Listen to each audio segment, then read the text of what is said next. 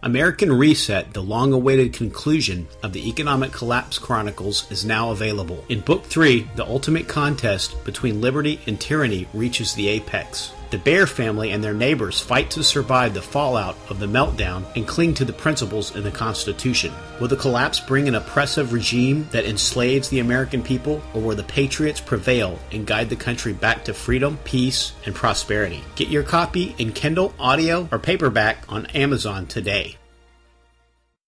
You were both in Skull and Bones, the secret society. It's so secret we can't talk about it. What does that mean for America? The conspiracy theorists are going to go wild. I'm sure they are. I don't know. I haven't seen the web. Number 322.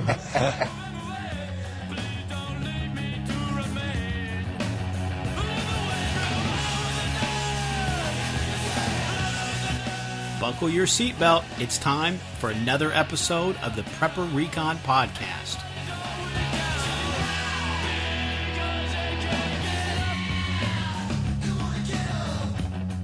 Whether your plan is to bug out or bug in, CampingSurvival.com has all of your preparedness needs, including fish antibiotics, long-term storage food, water filters, bug-out bags, and first aid kits. Use coupon code PrepperRecon for 5% off your entire order at CampingSurvival.com. Today's guest is Stefan Mudry of Finca Bayano. Finca Bayano is our newest sponsor. I thought they had a very unique product, so I wanted to have Stefan on the show to talk about it. Stefan, thanks for coming on the show. Hi, thanks for having me. Absolutely, absolutely. It's our pleasure. When did you wake up to the need to prepare, and what was the catalyst? I would say in around 2000, 2001. Like many other people, I also lost a bit of money by then, and I simply became a bit more careful than buying the stocks where, you know what happened, we don't have to talk about it.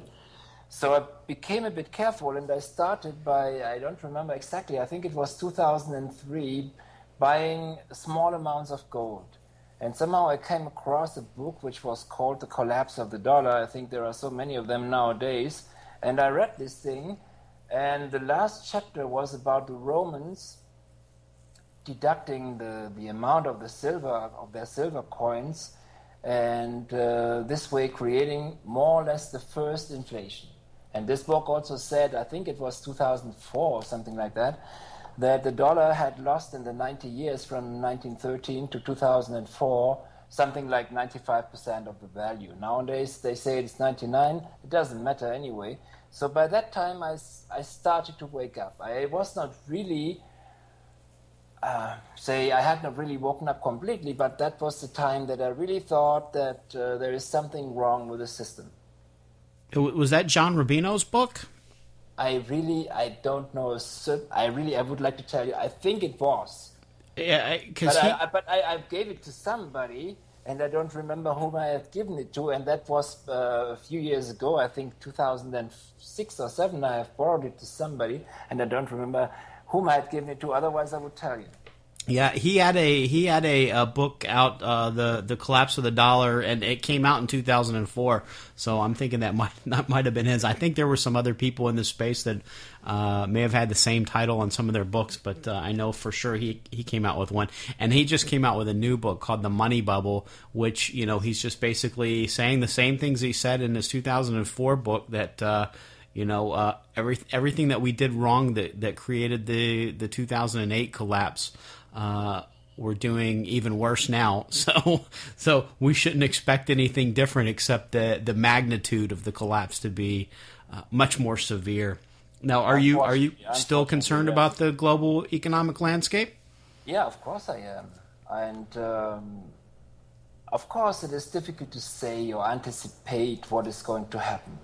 The major problem, in my opinion, is that there are simply too many people.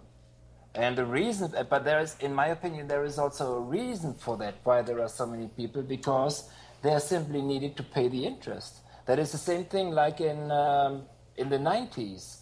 Some say that if the Eastern European countries wouldn't have been, say, released into freedom, we would have had the collapse much earlier, because they needed people to pay the interest, old interest.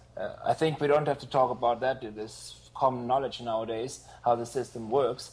And it was not too many people in the East, something like 150 million in Russia and some other 50 million in Eastern Europe, but at least it was a quantity of people to keep the system running. And I think it makes sense to say that if Eastern Europe wouldn't have collapsed, the situation nowadays would be a bit different. Of course, there was also China coming by then, since they have developed in such an extreme way. All of these people have taken new credits, and if you think about it, by 1913, when the Fed was founded, there was something like 1 billion people, and now the population has now dramatically increased sixfold to 7 billion, and all these people, most of them, are paying interest. I think it makes sense.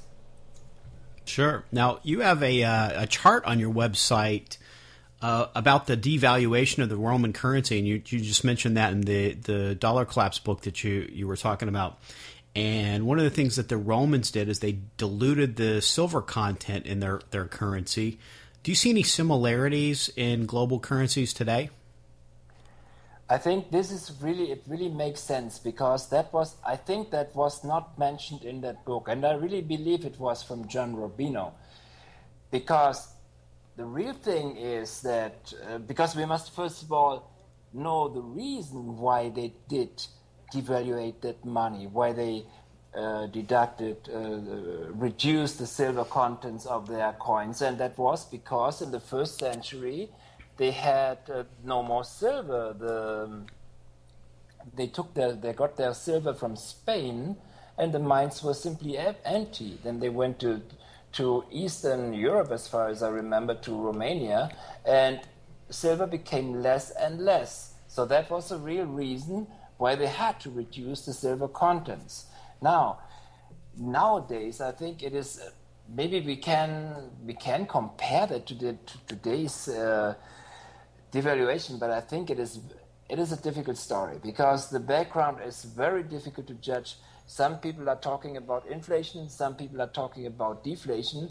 I think the most probable part at the end will be deflation, because it seems that the world population is going to be impoverished. And now, where should the inflation come from if people have less money?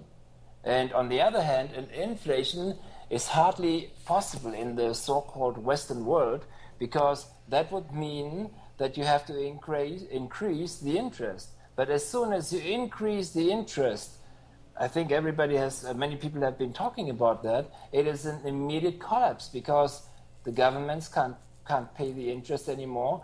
But worse, the private companies would not be able to shoulder that interest. This is why I think inflation is less probable.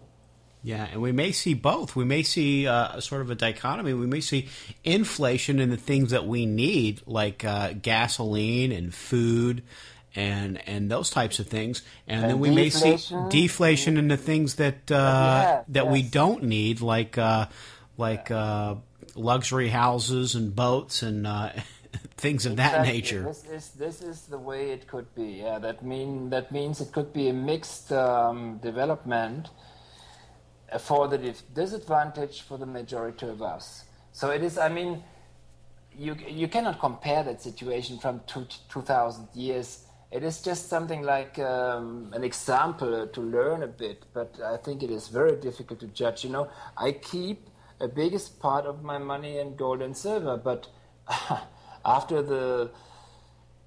that certain date of the 1st of May 2011, I think you know what has happened.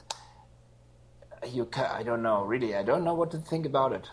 Now they are talking about the manipulation of the precious metals. They are talking publicly about it.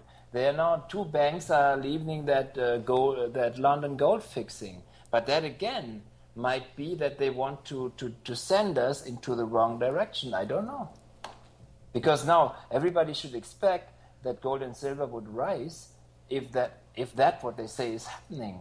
That they say that the prices have been corrupted or manipulated.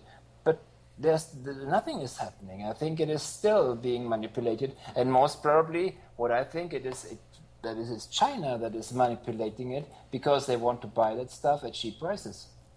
And they're certainly buying a lot of it. And there is a limit to how long the price can be manipulated, because silver, it's my understanding right now that the average production price for an ounce of silver, or the all-in cost, and that's including mining it and purifying it and minting it and everything, is about $25 an ounce, and that's average. So you've got some mines that are maybe doing it for 20 or 22, but I think right now it's below $19 today. So at some point, those mines may say, well, it's better to take a loss for a few months than to shut down the mine and try to fire it back up. But at some point, they're not going to be able to continue to operate at a loss, and that's going to create a supply crunch. So I think that there is a day of reckoning for the manipulation, and for me, I'm just going to keep hanging on and keep stacking. This is exactly the problem, that nobody expected, what to say. I mean, I remember a good example. I think it was in the First World War, that people were not expecting prices to go down. It was concerning rubber, and the prices were going down.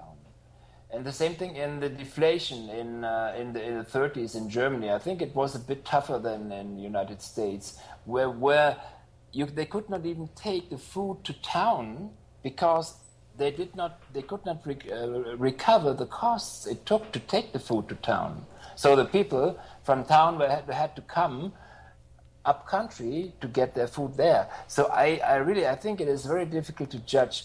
And that is exactly what these people who control the system want us to do. They want us to believe in things, or they want us, or vice versa, they don't want us to think what could be possible. So it is very difficult to judge. It is extremely difficult where the prices of gold should, or the precious metals could go to, and it is extremely difficult to have any opinion whether there will be an inflation or deflation. And in the end, it does not really, that is what I say, in the end it does not really matter if we have an inflationary collapse or deflationary collapse. I mean, the deflationary collapse might be faster, because I mean, an inflation could be, they could keep on playing the game for another 20 or possibly 30 years, who knows? But a deflation should be a bit quicker. But if you're buying gold and silver as an insurance policy, then it sort of makes sense, because you're from Germany, so I'm sure you've probably heard all the stories from the hyperinflationary collapse of the Deutschmark and the Weimar Republic, where just wheelbarrows full of money wouldn't even buy a loaf of bread. Yeah, but that was a completely different thing. I know that, and I also know there is a good story about that. A lady was going to a grocery store with a wheelbarrow and the money on top of it. Now she was entering that grocery store because she could not enter with a wheelbarrow to ask if the bread is ready. When she came out, the money was still there, but the wheelbarrow was gone because the value of the wheelbarrow was much higher than the money. So now, that is for inflation. But why do you think there should be an inflation? Is there a real reason? This is what they say now. They say they want to inflate away their debts. The governments want to inflate away their debts. So I think normally it is always the contrary that is happening. Is like big players like Goldman Sachs. They tell their clients to sell gold and they're buying it themselves. So why shouldn't it be? I don't think these people are telling the truth. Yeah, I think you're right, and it's just a constant disinformation campaign. But then you wonder how often it's going to be like double disinformation, where they'll tell you the right thing so that you'll try to do the opposite. Exactly. You just can't tell with these people, because they are absolutely criminals. And like you said, Goldman Sachs, they are probably the biggest criminals of them all. They were selling the collateralized debt obligations of the subprime mortgages here in America to, well, they were even selling to foreign sovereign nations. It was part of the reason that Iceland had so many financial difficulties, because they were buying those CDOs from Goldman Sachs, which they were rated at. Goldman Sachs, of course, they sponsor the rating agencies to give them the ratings they want, and so they were all rated AAA, and they were selling them as AAA. In the meantime, they knew they were garbage, and they were shorting them, and they just made massive amounts of money shorting these subprime collateralized debt instruments that were rated AAA, but they knew they were garbage. So it's really, really a mess, and there's no accountability for it at all. I think that's probably the biggest problem with the corruption, is the lawlessness and the way that the government here in America is in bed with the banks, and there's no accountability when there is criminal abuse like that, because that on its face is if you're selling an instrument that you know to be worth less than what you're putting it out as, that's fraud. And then if you're the only person that has that knowledge and then you make a trade on it, that's insider trading. And those are, in America, you're supposed to be arrested for both of those offenses. Those people have the monopoly. What can you do? And it is more or less those people who everything is belonging to. They are the owners of the government. So what can you expect? That's true. Now, on your website, you've got something called the Olduvai theory. Can you tell us a little bit about that? Well, I think these things have to end somehow. This is what I think. Because this crisis, we can, of course, try to compare it to other crises, to the 30s or to the war until 45. But I think this crisis has a different dimension. First of all, as I said in the beginning, there are too many people. Now we have 7 billion people, and it is, as a matter of fact, food can no longer be grown, or not enough food can be grown organically for that amount of people. So now what is going to happen if phosphorus, they say they expect peak phosphorus in possibly 10, 15 or 20 years. So what is going to happen if we have no artificial fertilizer?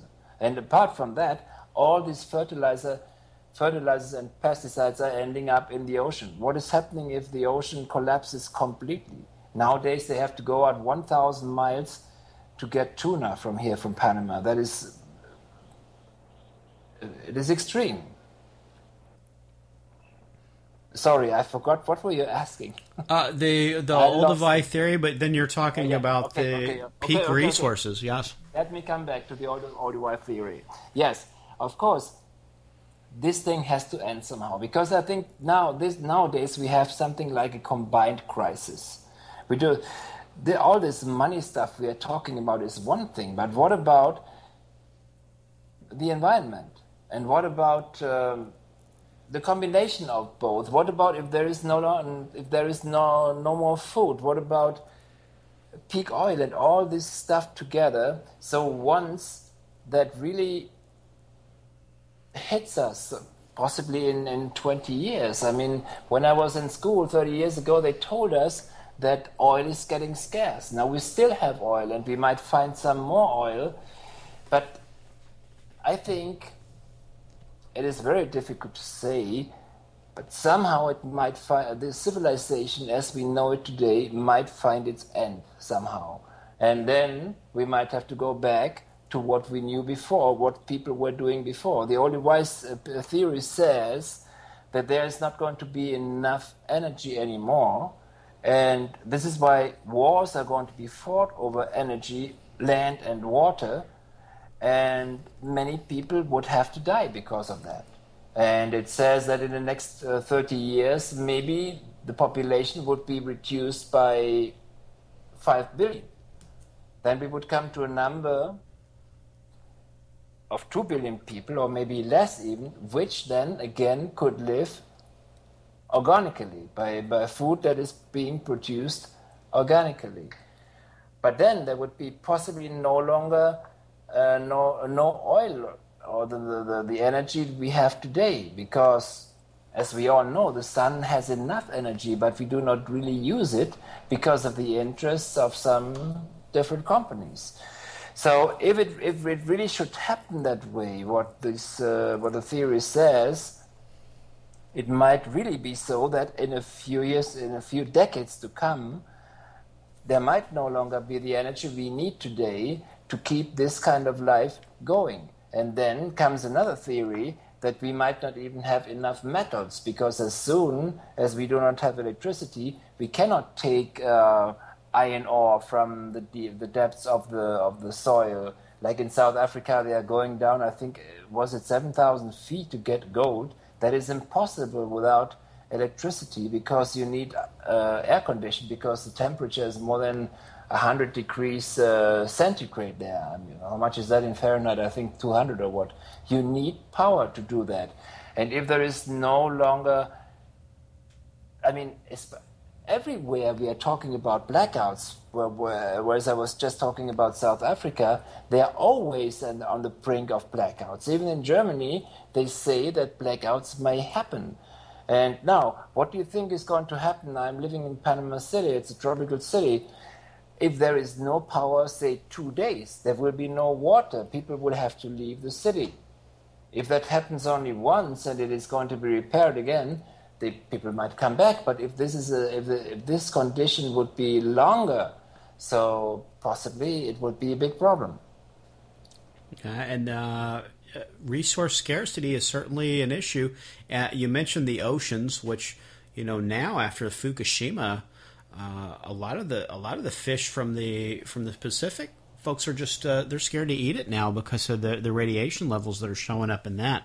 And so that's not good. You mentioned peak oil. I know that's a little bit of a controversial issue sometimes, but I don't think anybody could argue that we've hit peak cheap oil. There may always be oil at some price, but if it costs $500 a barrel to get it out of the ground, we're not going to be able to drive. I live in Florida, which is on one side of America, and then we grow strawberries here in Florida, but I'll often go to the grocery store and find strawberries from California, which is on the opposite coast. That means they grew the strawberries, which probably use petrochemicals. They probably had to use petroleum-based fertilizers and petroleum-based pesticides to grow those strawberries.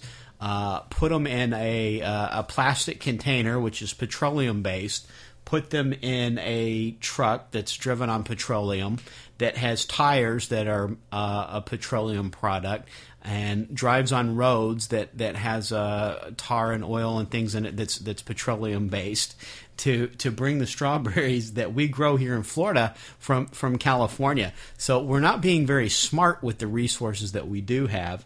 And like you mentioned, the sun, it's a limitless amount of energy that comes from the sun, but we're not really doing the things to develop the infrastructure to be able to transition from petroleum over to solar or natural gas or anything else. So I think you're right. I think that we're really going to hit a wall when it comes to our standard of living, and I think that that's going to affect the survivability for a lot of folks when we do hit that wall. Now, how much time do you think we have before we hit what's coming? Just one thing. I just wanted to say one thing concerning that oil price or cheap oil. You say the Elliott waves. There was somebody coming out with a theory concerning the Elliott waves, and I think he was saying that oil may go down again to $10. So all these theories, the all-the-white theory included, is just theory. So, but our question more or less is, what is the most probable theory? And now you ask me how much time we may have. That is very difficult to say. Maybe one day, maybe 100 years. I was recently discussing with somebody, and I said it may even take another 30 years, and we may not even consider it a crash as such, because when you talk about a crash, you always say now, today it changes within a short time. But it may be, in German we call it salami crash. Is that word known in English? I don't know. Where you cut a sausage in slices And this is not a real crash. It is a crash which is cut in slices of that sausage. It's like a slow motion train wreck. Like a slow motion crash, yes. That also might happen. So that it is just a matter of reducing the standard of living worldwide. Now, that also may be the case. And whatever happens, I don't know. But I think, what I hope at least, when it comes to the Finca, what we are talking about initially, that we still have a number of years. We were choosing originally this place because we believe that the American continent is the best place to go to.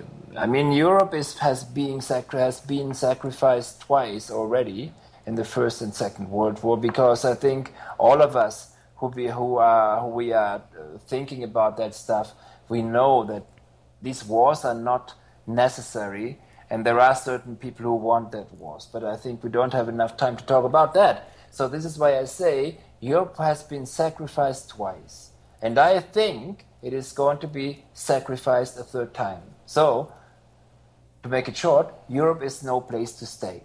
Now, Asia is overpopulated. And Africa, I have been living in Africa 3 years in the 80s, and I was living there when there was a military coup in Uganda. I have seen what is happening there, so I think I don't have to waste time to talk about Africa. That is also no alternative. There is Australia, and it's difficult to get in there. So the only thing we could talk about is Latin America. And then again, there are only certain places we can talk about. One of them is Panama, because it is sparsely populated. Not too many people came 100 years ago when they were building the canal. So there is a lot of place still. There is about 3 million hectares, which is, you multiply it by 2.5, it is about 7.5 million acres of land for something like 3.5 million people. But they might also be less in case of a crisis, because many people would leave the country. And the conditions around Panama are quite good, because the neighboring country also have a lot of fertile land. The thing is different in Guatemala and El Salvador, where there are many more people living. And I think the crime statistics are also very negative there. So Panama is quite a good place to come. And this is why I have chosen this place to organize the Finca Bayano. And the Panamanian government's been very cooperative with the Finca Bayano project? Yes, they are quite good, and it's also, the laws are quite good. There are two very nice things I like very much. One is the old age pensioners visa, somebody that can make sure that they get $1,000 jubilation every month, are free to come here. They get their visa easily. And there is a second thing. If, for example, you make your money in agriculture, you can make as much as $150,000 tax-free. That is a real argument. And there's much less control here.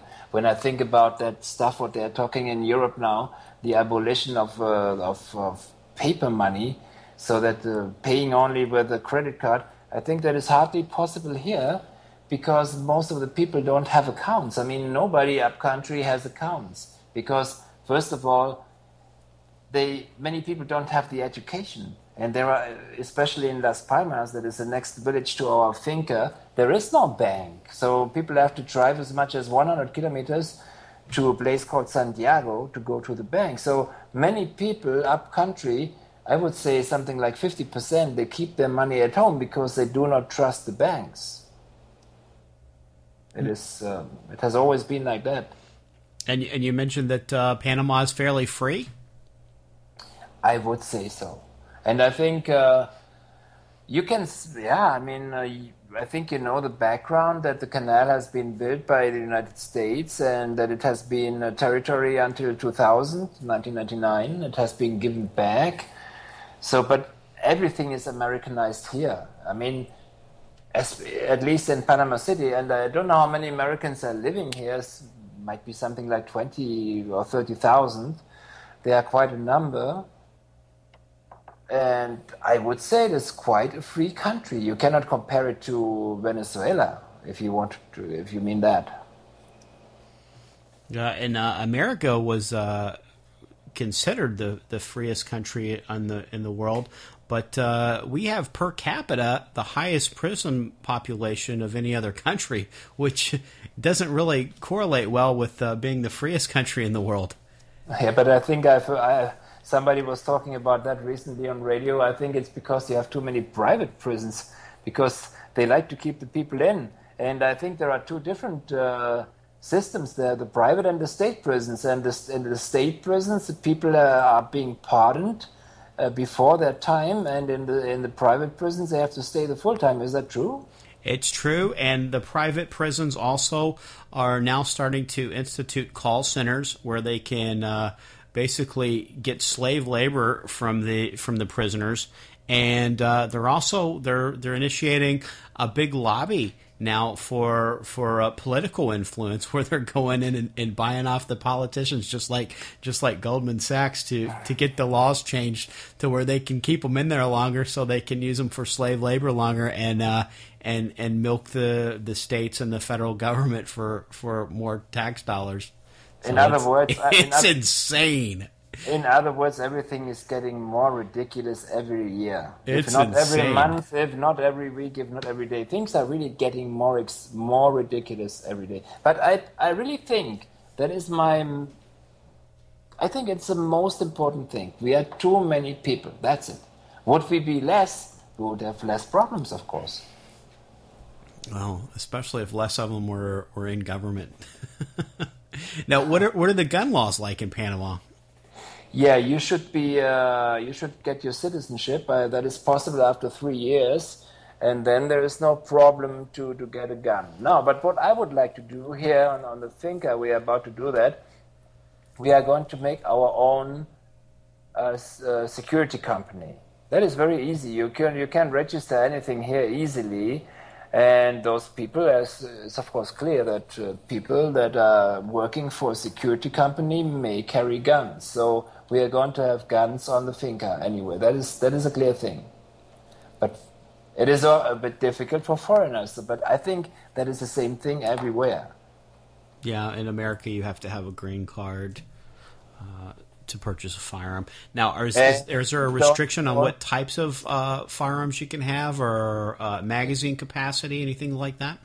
Just one thing, 1 second before we go to the next question. Don't forget to mention that the laws in America are going to be changed, and it has to be mentioned that many people are afraid that they are going to collect all the arms. I mean, of course, in Panama, you're not allowed to have big things like military guns or whatever. But I think that is not necessary. I mean, there is a limit to everything. I think it is much better to try it from the other side round, because after all, of course, you can build a fortress. You can dig yourself a shelter beneath the earth where you don't have sunlight or whatever. You can try to live from cans, but how long can you do that? So what we are doing is the opposite way. We're trying to organize with the villagers. Right now we are doing a water project, because the last summer in a part of the country, not where we are, but something like 100 kilometers away, is a bit drier than where we are, and the cows were really dying from thirst. So what we are going to do, we are going to help the villagers with a water project, because we want to store some water, at least for the plants, for the trees, so that we have water in case of a real drought. I don't know what to think about this stuff Al Gore is talking about, all this climate change, where they want to put some more taxes on us. I mean, I don't know what to think about that, but there might be a climate change because they're cutting all the trees. It might not necessarily be as they say, that it is becoming hotter or colder or whatever, but I think it is raining less. It was raining less, much less last year, and now the rainy season has started something like 3 weeks ago, and it is raining every day, and that is also not normal, because in the first month of the rainy season, say from April until August, it is raining normally only once or twice a week, but now it is raining every day. In other words, last year we had much less rain, and this year we have much more rain. The Finca is very good because it has a small inclination in every direction, so we will not have problems with water. But anyway, there may be a climate change, and for that reason we are going to do a project with the villagers, and this is our approach to that problem. Because in the long run, I think we can only live with the people, because living against the people would be different. Now we have our Finca in a certain place, and we are surrounded by Panamanians, so we are living in their country. And we have come here because we believe, we are quite sure, that this country, the population in this country, can survive by the food that can be produced organically. You cannot do this in the United States because more than 50% of the country is barren. You have a lot of deserts, and you can't do nothing in Alaska. Arizona, I think, is quite the same case. So, but here in Panama, you can produce all year round. Fruits, things are growing all year round. And for that reason, I think the approach from the other side, instead of weapons, we try to have a good relation with the people. And that water project's going to purchase a lot of goodwill with the locals. That's a really, really good idea. Now, that is our hope. That is, of course, no guarantee. And this is Sure. what I always say when people are asking me about Panama. I say there are, of course, many things which are not as good as they are, say, in Germany or in the United States. Many things are still better in your country as they are here, be it the hospitals or transport systems or whatever, the supermarkets or whatever. But if there is a real crash, this is going to change dramatically. And of course, we're also going to have changes in Panama, that is clear. If there is a global crash, Panama must, of course, also be affected. There is no more traffic in the canal. There is no more income. They will not be able to sell any more government bonds and nothing. So there must, of course, be a shortage of everything. And that is going to we are going to have real problems here as well. But still, the majority or all of them will be able to survive on the products that can be, of the production of food that can be organized in this country. Yeah, and I think when we do hit that day, I think that people that are in a more rural setting and used to living a more agricultural lifestyle, whether it's in Finca Bayano or the farmlands in Germany or the farmlands in America, I think they're going to adjust to that much more readily than people that are living in the middle of a metropolitan area, whether it's like New York or Berlin or anywhere. I think it's going to be much easier for them to adjust if they're already living close to the land. I think there is no possibility of adjusting because now, first of all, the last crisis in Germany. I mean, I can talk a bit more about Germany, but it is the same thing, apart from the fact that Germany is much more populated than the United States, but there are no deserts there. So, in the last crisis, about 60% of the people were working in agriculture. Nowadays, they are too.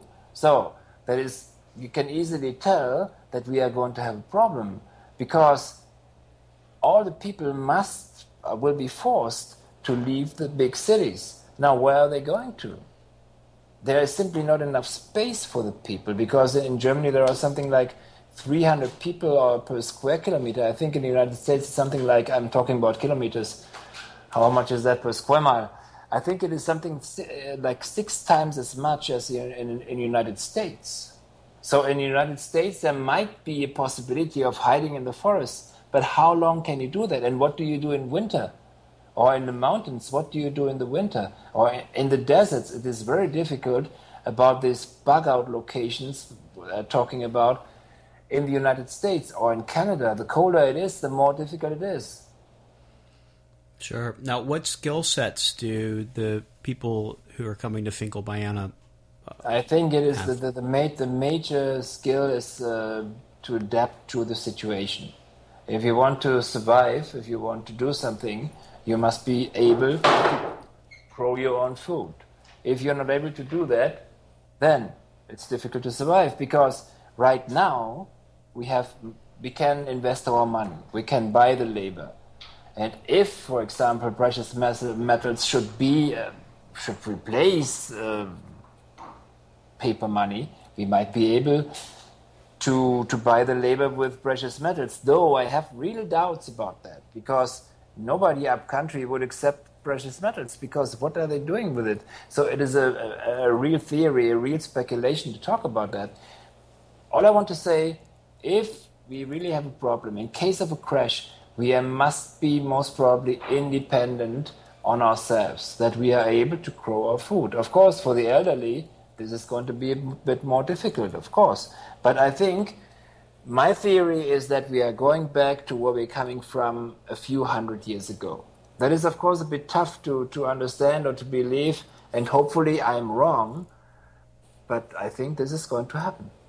And then we are going to be depending on our own labor, nothing else, because we will not be able to pay for the labor, and I think slavery systems are not the question.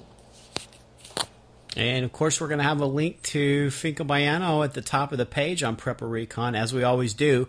But can you tell the folks listening on YouTube, Stitcher, and iTunes where they can get more information? The best thing, they come to our website, www.fincabayano.com. Should I spell it now? No, because everybody can come over to prepperrecon.com and just click the link, and that'll take them right to it. That'll be easier. Yes, okay. Thanks so much for supporting the podcast, and thanks again for coming on the show. Okay, thanks for having me. Our individual first aid kits are now on sale. They're MOLLE-compatible pouches in Coyote, ACU, OD, or Black. They're equipped with an Israeli battle dressing, quick clot, TK4 tourniquet, suture kit, and lots of extras. It's perfect for your car, bug-out bag, or home first aid kit. Go to the PrepperRecon.com homepage and click on the IFAC store tab at the top of the page. They're on sale for $89, and that includes shipping. This kit could save your life. The U.S. government has a bad track record of trampling rights after natural and man-made disasters. We had warrantless house-to-house searches after the Boston Marathon, gun confiscation after Katrina, and the police state has continued to grow under the Patriot Act since 9/11. How will the U.S. government treat us after the coming economic collapse? Finca Bayano is now offering sustainable farmlands in Panama. If you decide to bug out, do it in a community with like-minded preppers in Finca Bayano, Panama. Check them out online today at fincabayano.com.